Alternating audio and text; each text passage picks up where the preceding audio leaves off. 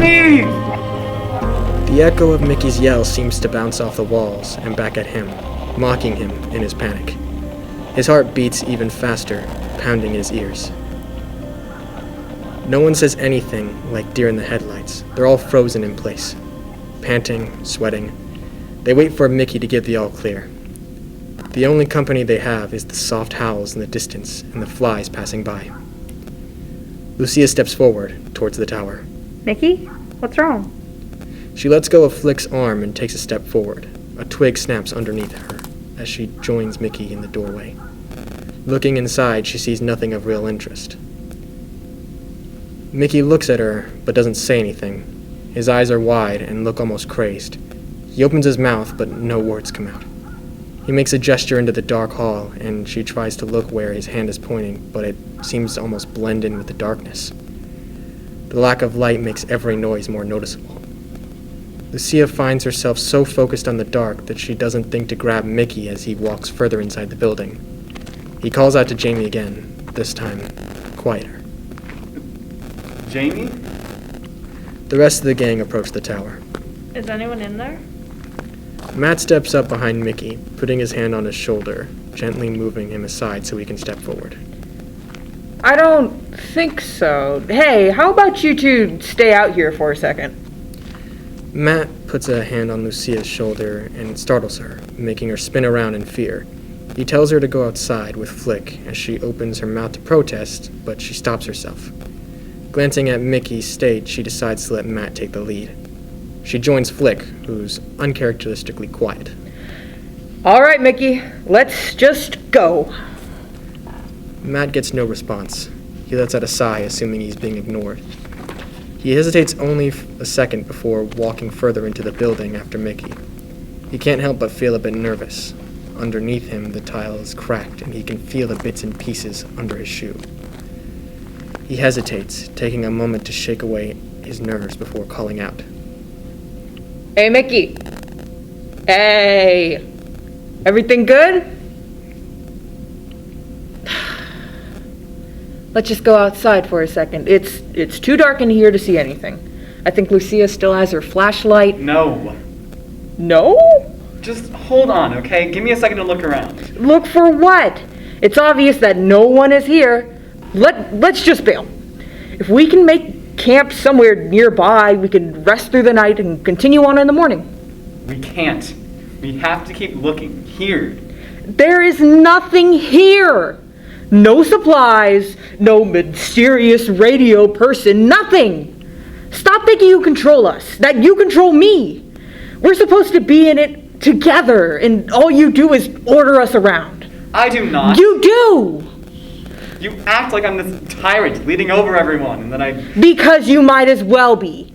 You say jump and expect us to say, oh, how high. Just hear someone else out for once. Mickey takes a deep breath as if trying to calm himself down. His hands are balled into fists, and he lets them drop to his side. Can you just please go away for once? You're always right there, breathing on my neck. It's suffocating. A look of hurt forms across Matt's face, but it drops quicker than it appeared. If you were to ask either of them what just happened, they deny it was an argument. They'd both shrug it off as a conversation that got a bit tense. They both pretend that they can't see each other breathing heavily, or their red faces. I'm just looking out for you, man. I know. And I don't need you to. I'm fine, and everything is going to be okay. Eventually, at least. He turns away from Matt and focuses his attention back down the hall. His annoyance fades back into anxiety as his mind supplies him with horrible scenarios of what could have happened to Jamie. Matt doesn't say anything, but takes a step closer to stand alongside him. Wow. Look at all that darkness. Really beautiful, just serene. Magnificent. God, I love being able to see absolutely nothing. Mickey elbows him, giving him a dirty look as he does. He takes a deep breath, swallowing his pride. Can you ask Lucia for the flashlight? I knew you'd listen to me eventually. Got it. She seems to pop up out of nowhere, making the two guys jump. Matt instinctively pushes Mickey in front of him, using him as a human shield. Annoyed, Mickey pulls away from him. Were you listening the whole time? Before she can answer, Flick appears behind her. You guys talk loud. Mickey opens his mouth but shuts it, shaking his head and choosing to move on instead, feeling that they've already wasted enough time. Whatever. Lucia, do you still have that flashlight? Yeah, I have 5. She grabs Flick and holds him in place, retrieving the flashlights from his bag. She quickly gives a flashlight to Mickey and another one for herself. Mickey takes a deep breath. Okay. I'm gonna be honest, from what I've seen, it doesn't look too great in there. I don't know if things got messy in there before Jamie or after, but keep your guard up. Jamie? Person he was talking to over the radio, remember? Oh, yeah. Sorry, Mickey. It's fine, Flick. Are you guys ready? They all nod, waiting for him to make the next move. They hear barking in the distance, and Matt nudges him. Are you ready? Of course I am. Mickey takes a deep breath before turning around, pointing the flashlight ahead of him. He hesitates for a moment, but steps in anyway.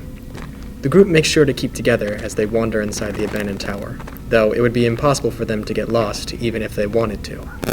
They find nothing of interest apart from pieces of assorted furniture that's been broken.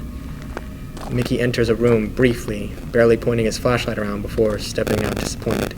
He doesn't bother to tell Flick that there's nothing of interest in there, and just lets him enter.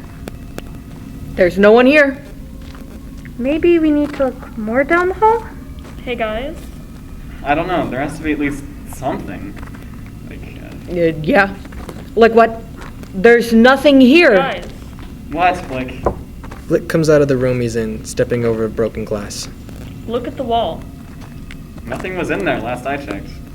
Matt pushes past Mickey and follows Flick into the room, Lucia quickly following him. Mickey hesitates, but rushes in after them after he hears a gasp. He's almost blinded by the sudden light from all the flashlights. It takes him a minute to process what he's seeing. There on the wall was a large eye drawing, in the center of it being letters that read, "Iris sees all." Underneath it, a camera sits broken on a table. Next to the camera is an old cassette player with a tape on it that reads, "For Jamie's radio friend." Stepping over a broken radio set, Mickey approaches the tape. This looks really bad. No kidding. Big eye drawing, creepy messaging. This is gonna be fun. Lucia steps over the cassette player. It looks like this is for you, Mickey. I don't even want to know what's on that thing. Matt, maybe you were right. We should probably go make camp outside. I didn't come this far to get told off by a creepy eyeball drawing. Before anyone can protest, Flick hits the button on the cassette player. A strange, almost familiar voice comes out of it.